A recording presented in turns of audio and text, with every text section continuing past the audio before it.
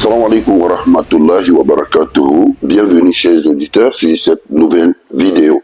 Aujourd'hui, nous allons parler du coma. Le coma, c'est une perte de conscience prolongée qui se divise en plusieurs types. Le stade 1 est le coma vigile. Ici, c'est le stade de l'obnubilation ou encore du brouillard dans le cerveau. Le stade 2, c'est le coma léger. Et ici, c'est le stade de la perte de la capacité d'éveil du sujet. Le stade 3, c'est le coma carus. Ici, c'est le coma profond. Aujourd'hui, nous allons parler de la manifestation du coma dans le plan spirituel et nous l'avons surnommé la vie dans le coma. Pour en savoir plus à ce sujet, restez avec nous. الرحمن علم القرآن خلق الإنسان علمه البيان. Salam alaikum wa rahmatullahi wa barakatuh. Chers auditeurs, la vie dans le coma, c'est l'ensemble des phénomènes qui nous arrivent lorsque nous sommes dans cette perturbation, nous sommes dans cet état d'inconscience. Sur le plan spirituel, les personnes victimes de cette maladie ou encore de cette perturbation, ceux-là sont parfois soumis à des parcours, à des trajets, à des situations familiales, des situations personnelles, à des perturbations sur le plan spirituel provoquées par un ensemble de causes que nous allons quelque part citer. Ici, nous allons prendre un premier exemple. Lorsqu'une personne est dans le coma, cette personne-là peut se retrouver sur le plan spirituel devant une route et elle veut emprunter une voiture pour la déposer à la maison. D'après la personne ou encore son esprit sur le plan spirituel, alors elle attend la voiture pour rentrer chez elle. Et l'endroit où elle se trouve, elle ne maîtrise vraiment pas où elle est. Alors, elle attend la voiture passe, on ne la prend pas, et elle attend toujours jusqu'à ce que le temps ici sur le plan physique ne fait que passer et on commence à compter des années, des mois ou encore des jours de coma. Alors, lorsque cette personne, sur le plan spirituel, finit par retrouver un moyen de transport, c'est comme ça qu'elle remonte et on dit elle est sortie du coma. L'autre exemple, la personne peut être soumise à une vie sur le plan spirituel, alors elle était redevable à un certain nombre de personnes qui sont revenues comme une représailles et ont captivé l'esprit de la personne qui entre ici sur le coma et la personne doit se justifier au niveau du parquet ou de la justice de ce côté-là. Et pendant que le procès se fait, on attend le jour de la libération, la personne est condamnée là-bas. C'est comme ça que ici, le temps ne fait que compter.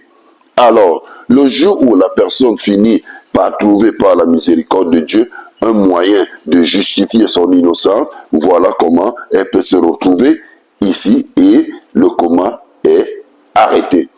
La personne peut être aussi victime d'une marche avec une troupe.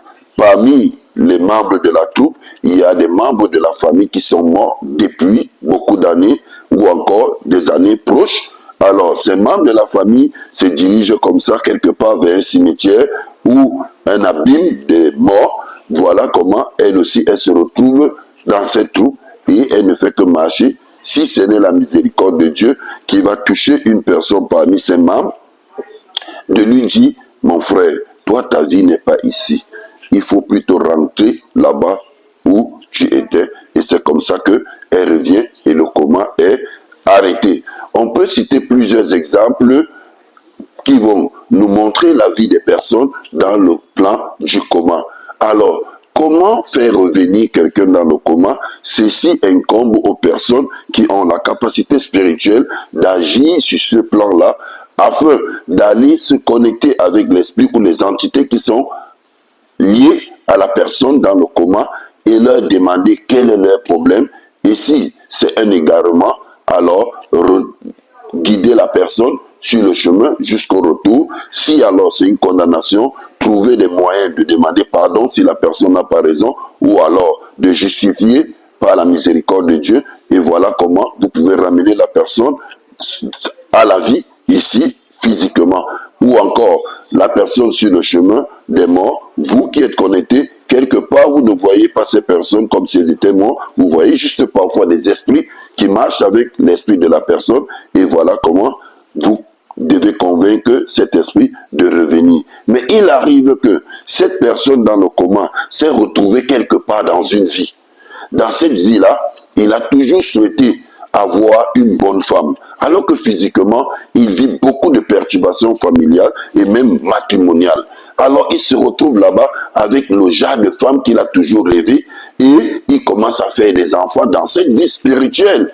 Et voilà comment il prend plaisir de cet environnement qui apporte la joie et la tranquillité. Voilà comment il s'installe. Vous le trouvez là-bas, il est tranquille, il est chez lui tous les jours, il va au boulot, il vient, la femme accouche. Vous entendez ici physiquement, il a fait 1 an, 2 ans, 10 ans de coma, 15 ans, voire plus dans le coma. Pourquoi? Parce que là-bas, il est en train de vivre des délices qu'il a toujours souhaité. Et rien n'attire même son cerveau qu'il y a même encore quelque chose qu'il a laissé derrière, parce qu'il n'est rattaché à rien que de la souffrance, et de la souffrance familiale, matrimoniale et encore plus.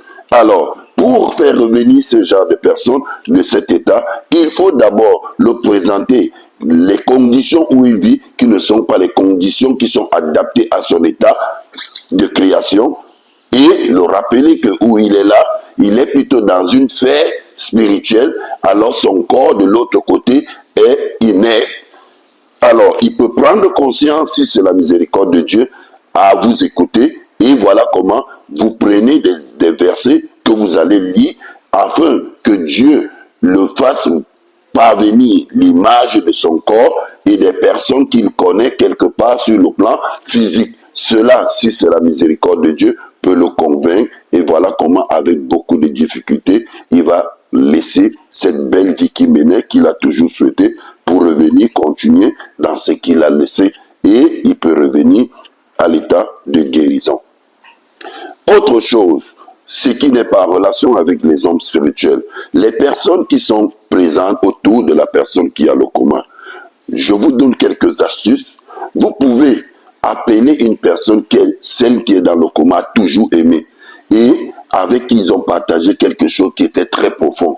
Alors, cette personne commence à parler à la personne dans le coma en rappelant ce qu'ils ont vécu, et lui dit: je vais encore vivre cela avec qui, reviens pour qu'on continue cela. Cela peut l'interpeller par la miséricorde de Dieu où il se trouve, et il se rappelle que c'est un bien, cela peut le faire revenir. Une femme avec laquelle il a passé des bons moments, elle peut le rappeler les bons moments qu'ils ont passés et les difficultés de son absence, et voilà comment il peut venir. Un parent, la maman, le papa, avec qui ils ont beaucoup été attachés, ou encore un ami intime. Voilà des comportements qui peuvent sortir quelqu'un du coma.